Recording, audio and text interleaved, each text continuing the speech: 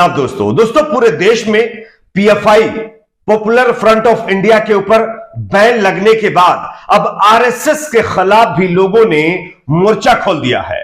जिस तरह से पीएफआई के ऊपर 5 साल का बैन लगाया गया है, इसको लेकर के अब लोगों ने यह मांग शुरू कर दी है कि आरएसएस के ऊपर भी पाबंदी लगाई जानी चाहिए। और इसी आरएसएस के ऊपर पाबंदी लगाने को लेकर के बड़ी खबर सामने आ रही है, जिसकी जानकारी आगे आपको देंगे। दूसरी बड़ी खबर दोस्तों यहां पर आ रही है गुजरात से, अहमदाबाद से, जहां पर एक बार फिर से बजरंग दल और वीएचपी यानी विश्व हिंदू परिषद जैसे संगठनों से जुड़े हुए गुंडों का तांडव दिखने को मिला है। एक बार फिर से इस संगठनों से जुड़े हुए गुंडों ने मुस्लिम शख्स को बताया जा रहा है कि बेरहमी से पीटा है। किस तरह से ये भी हम आपको वीडियो दिखाएंगे। तीसरी बड़ी खबर आ रही है दोस्तों गुजरात से ही, बिल्किस बानो केस में जो गुजरात की बीजेपी सरकार है उस पर एक बार फिर सवाल खड़े हो गए हैं। और सवाल इसलिए खड़े हुए हैं कि बिल्किस बानो के हैवानियत के केस में कितने लोगों को अब तक बरी किया गया है, निर्दोष बताकर के छोड़ा गया है, उसका सरकार से ब्यौरा मांगा गया था। लेकिन इस पर जब सरकार का जवाब सामने आया है वो सुनकर के आप शॉक्ड हो जाएंगे। किस तरह से इसकी भी जानकारी देंगे उससे पहले एक छोटी सी रिक्वेस्ट दोस्तों आपसे करेंगे। पॉपुलर फ्रंट ऑफ इंडिया यानी पीएफआई के ऊपर जिस तरह से बैन लगाया गया है, इस पर आपकी क्या राय है? और जिस तरह से तमाम विपक्षी पार्टियों के नेता अब आरएसएस पर बैन लगवाने की बात कर रहे हैं, आरएसएस के ऊपर बैन लगना चाहिए ऐसी मांग कर रहे हैं, इस पर भी आपकी क्या राय? फीडबैक कमेंट सेक्शन में जरूर दीजिए। इस वीडियो को ज्यादा से ज्यादा लाइक करिए, शेयर करिए, चैनल को सब्सक्राइब जरूर कर लीजिए। जैसा कि आप जानते हैं पीएफआई यानी पॉपुलर फ्रंट ऑफ इंडिया एक ऐसा संगठन जो पूरे देश में लगातार काम कर रहा था। पीएफआई के मुताबिक उनका काम लोगों की मदद करना, लोगों को की जो है हेल्प करना, और कोरोना काल में आप लोगों ने देखा भी होगा कि किस तरह से पीएफआई के लोगों के तस्वीर भी उनकी वायरल हुई, जिसमें उन्होंने लोगों का अंतिम संस्कार करना, लोगों को ऑक्सीजन बांटना, ऐसी कई चीजें आपको देखने को मिल जाएंगी। लेकिन उसके बावजूद भी कई लोगों का यह मानना था और सरकार का खुद मानना था कि पीएफआई जो है देश के खिलाफ काम कर रही है, और इसी के चलते पीएफआई को जो है 5 साल के लिए बैन कर दिया गया है। खैर पीएफआई पर तो पाबंदी लगा ही दी गई है, साथ ही साथ पीएफआई से जुड़े हुए 4-5 और ऐसे संगठन हैं जिन पर भी जो है यानी कि इस तरह का रिस्ट्रिक्शंस यानी इस तरह से बैन लगाया गया है। लेकिन अब पीएफआई के बाद बताया जा रहा है कि आरएसएस के खिलाफ भी लोग बैन की मांग करने लगे हैं, और ये कोई आम पब्लिक तो कर ही रही है, विपक्षी पार्टी के नेताओं ने भी आरएसएस के ऊपर पाबंदी की मांग कर दी है। दोस्तों मैं आपको एक बयान दिखाना चाहता हूं, लालू प्रसाद यादव का बयान है। उन्होंने क्या कुछ कहा है, पहले आप उनके बयान को सुन लीजिए, उसके बाद इसकी चर्चा करेंगे। हुआ दिखा रहे हैं लोगों के ऊपर, तो सबसे पहले आरएसएस पर बैन करिए। आरएसएस को ये उससे भी बदतर संगठन है जो तो जैसा कि दोस्तों आप लोगों ने देखा ये वीडियो लालू प्रसाद यादव का है, जो साफ तौर पर पीएफआई के बाद अब बताया जा रहा है आरएसएस को बैन करने की मांग कर रहे हैं। उनका एक ट्वीट भी है जो मैं आपको पढ़ के बता दूं। उन्होंने लिखा है कि पीएफआई की तरह जितने भी नफरत और द्वेष फैलाने वाले संगठन हैं सभी पर प्रतिबंध लगना चाहिए, जिसमें आरएसएस भी शामिल है। सबसे पहले आरएसएस को बैन किया जाना चाहिए, ये उससे भी बदतर संगठन है, यानी पीएफआई से ज्यादा बदतर आरएसएस संगठन है, इस पर भी बैन लगना चाहिए। आरएसएस पर 2 बार पहले भी बैन लग चुका है, सनद रहे सबसे पहले आरएसएस पर प्रतिबंध लॉ पुरुष सरदार पटेल जी ने ही लगाया था। ये कहते हुए इन्होंने जो है अब आरएसएस के खिलाफ मोर्चा खोल दिया है। वैसे पीएफआई के ऊपर आरोप लग रहा है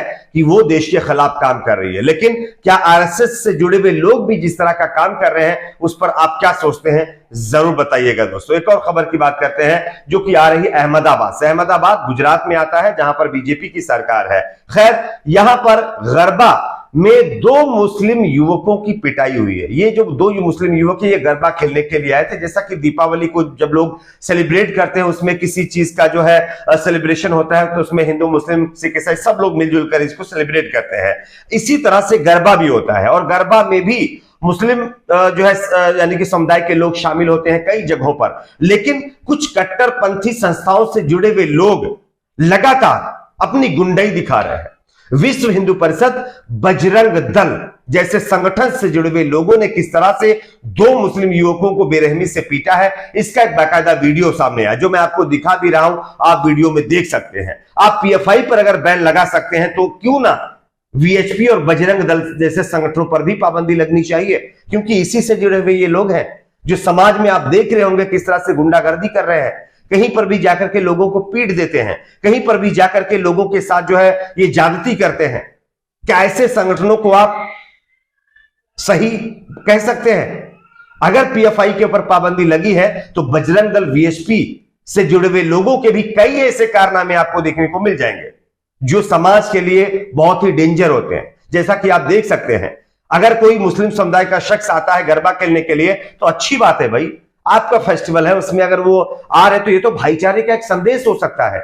लेकिन क्या है, कुछ लोगों को ये पसंद नहीं है, क्योंकि अगर भाईचारा कायम हो जाएगा तो इनकी राजनीति खत्म हो जाएगी। खैर, एक और खबर की बात करते हैं दोस्तों। अगली बड़ी खबर भी गुजरात से सामने आ रही है। बिल्किस बानो, एक ऐसा केस जिसको लेकर के पूरे देश में चर्चा हुई, और बिल्किस बानो के जो आरोपी थे जिन्होंने बिल्किस बानो के साथ हैवानियत की, दुष्कर्म किया, उनको छोड़ दिया गया। और इसके पीछे खुद गुजरात की सरकार ने जो है रिकमेंड जो किया, अपनी सिफारिश मतलब की कि इनको छोड़ा जाए, ऐसा मतलब आरोप लग रहा है। मैं इसकी पुष्टि नहीं करता हूं, ऐसा मतलब लोग कहते हैं।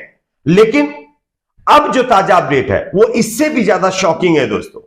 आपको हम खबर दिखा रहे हैं, आप देखिए इस खबर को। यहां पर दवायर वालों ने छापा है कि आरटीआई में यह खुलासा हुआ है कि बिल्किस बानो के बलात्कारियों के अलावा और कितनों को निर्दोष बताकर छोड़ चुकी है सरकार, नहीं मिला कोई जवाब। देखिए यहां पर बिल्किस बानो केस के दोषियों की माफी और रिहाई को लेकर गुजरात सरकार की देश भर में किरकिरी हो रही है, लेकिन लगता है कि इससे ना तो केंद्र सरकार को कोई फर्क पड़ रहा है और ना ही गुजरात की बीजेपी सरकार को इससे कोई फर्क पड़ने वाला है। गुजरात सरकार ने इस मामले में एक और ढिलाई दिखाई है दोस्तों।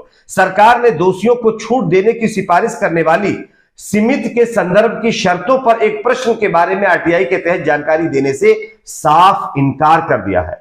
नागरिक अधिकारों के लिए काम करने वाली जो है कार्यकर्ता पंक्ति जोग ने गुजरात सरकार के गृह विभाग से दोषियों की रिहाई के लिए बनाई गई सिफारिशी सीमित के संदर्भ में और शर्तों के बारे में जानकारी मांगी थी कि आप बताइए कि और कितने निर्दोष मतलब और कितने लोगों को निर्दोष बता करके यानी कि रिहा करवाया गया है। इसकी कोई जानकारी है, कोई डेटा है इसका? अगर है तो आप बताइए।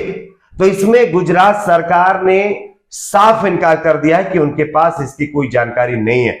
यानी कि सरकार जिसके संरक्षण में तमाम संस्थाएं, तमाम चीजें चलती हैं राज्यों के अंदर, उस सरकार के पास ये डेटा नहीं है, ये जानकारी नहीं है कि कितने लोगों को निर्दोष बता करके छोड़ा गया है। खैर, ये एक ताज्जुब वाली बात है। आपकी अपनी क्या राय जरूर बताएं। वीडियो को लाइक शेयर, चैनल को सब्सक्राइब जरूर करें।